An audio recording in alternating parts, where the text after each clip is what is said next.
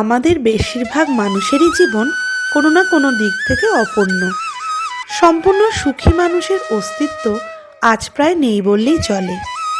জীবনের প্রাপ্তি ও অপ্রাপ্তিগুলির বেড়াজালে মানুষ আজ বড়ই জর্জরিত।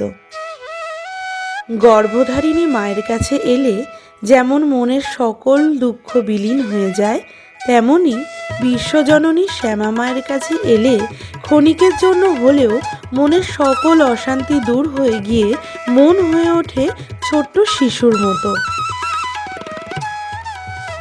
মনের মধ্যে থাকা সেই শিশু যেন অঝরে কান্না করে নিজের সকল দুঃখ, কষ্ট, অভিমান তার শ্যামা মায়ের কাছে এসে বলে। নিজের মনের সবটুকু মাকে বলে একটু শান্ত ও হালকা হয়। শিয়ালদহ থেকে শ্যামনগর ব্রহ্মময়ী কালী মন্দিরে আসতে হলে প্রথমে নৈহাটিগামী যে কোনো লোকাল ট্রেনে করে শ্যামনগর রেল স্টেশনে নামতে হবে। রানাঘাট, কৃষ্ণনগর, শান্তিপুর বা গেদে থেকে আসতে হলে প্রথমে শিয়ালদহগামী লোকাল ট্রেনে করে শ্যামনগর রেল স্টেশনে নামতে হবে। স্টেশনের খুব কাছেই মন্দিরটি। স্টেশনে নামার পর স্থানীয় লোকজন বা স্থানীয় দোকানদারদের জিজ্ঞাসা করলে তারাই বলে দেবে মন্দিরটির অবস্থান। মন্দিরের পাশেই রয়েছে পুজো দেওয়ার সামগ্রীর দোকানগুলি। সেখান থেকে মায়ের পুজোয় দেওয়ার জন্য ফুলের মালা, ফুল, সন্দেশ, ধূপকাঠি ইত্যাদি জিনিসগুলি আপনারা কিনে নিতে পারবেন।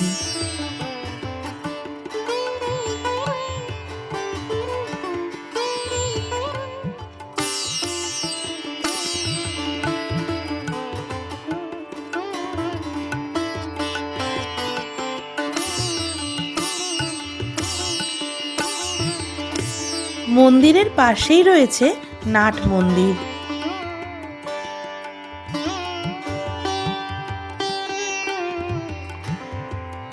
মন্দিরে পুজো দেওয়ার সময় সকাল 7:30 থেকে বেলা 12:25 পর্যন্ত আর বিকেল বেলা 4:15 থেকে রাত 8:25 পর্যন্ত।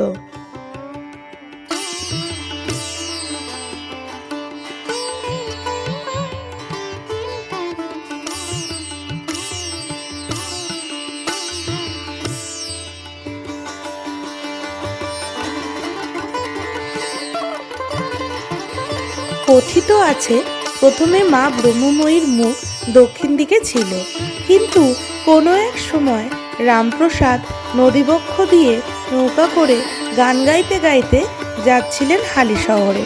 সেই সময় মা তাকে গান শোনাতে বলেন। তখন তিনি বলেন তার কাছে এসে গান শুনতে। তখন মা ব্রহ্মময়ী তার মুখটি পশ্চিম দিকে ঘুরিয়ে তার গান শোনেন। তারপর থেকে মায়ের মুখ পশ্চিমমুখী হয়।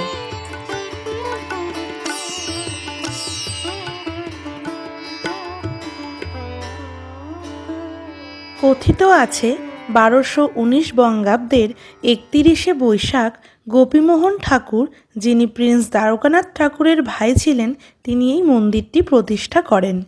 এই গোপীমোহনের ইচ্ছা অনুসারে দেবী তার কন্যা হিসাবে জন্মগ্রহণ করেন এবং তিনি তার নাম রাখেন ব্রহ্মময়ী। ব্রহ্মময়ীর যখন 8 বছর বয়স, গোপীমোহন তার বিয়ে ঠিক করেন এবং বিয়ের দিন ব্রহ্মময়ী ইচ্ছা প্রকাশ করেন তিনি গঙ্গা স্নান করবেন। কিন্তু তখনকার দিনে মেয়েদের সরাসরি গঙ্গায় স্নান করার অনুমতি ছিল না। তখন পালকি করে আহিরিতলা ঘাটে তাকে গঙ্গা স্নানের উদ্দেশ্যে নিয়ে যাওয়া হয়। দীর্ঘক্ষণ সময় অতিবাহিত হওয়ার পরও যখন ব্রহ্মময়ী গঙ্গা থেকে ওঠেননি, তখন অনেক খোঁজখবর করা হয়। ব্রহ্মময়ীর কোনো খোঁজ পাওয়া যায় না। তখন গোপীমোহন একেবারে ভেঙে পড়েন ও তিনি এই শোকে শয্যাশায়ী হয়ে পড়েন। কিছুদিন পর গোপীমোহনের স্বপ্নে দেবী আবির্ভূত হন ও বলেন মূলাজরের গঙ্গায় তাকে খুঁজে পাওয়া যাবে ও সেইখানেই তিনি তারপর মন্দির প্রতিষ্ঠা করেন। গোপীমোহন ঠাকুর বৈশাখের এক পূর্ণিমায় ব্রহ্মময়ী মন্দিরটি প্রতিষ্ঠা করেন। ব্রহ্মময়ী কালী মন্দিরের পাশেই রয়েছে অনেকগুলি শিব মন্দির। মাঝখানে মূল কালী মন্দিরকে রেখে দুপাশে 6টি করে মোট 12টি শিব মন্দির রয়েছে। শোনা যায় রানী রাসমণি বাল্যকালে প্রায়শই আসতেন এই মূলাজোড়ে। তিনি এই মন্দিরটি দেখে এতটাই অভিভূত হন যে পরবর্তীকালে মূলাজোড় নবরত্ন মন্দিরটির আদলে দক্ষিণেশ্বরের বিখ্যাত কালী মন্দিরটি স্থাপন করেছিলেন।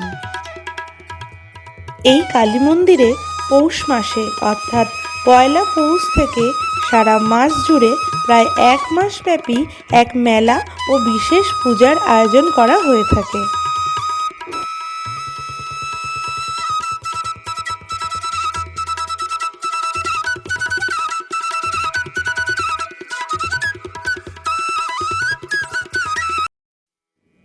মন্দিরের পাশ দিয়েই বয়ে চলেছে নদী।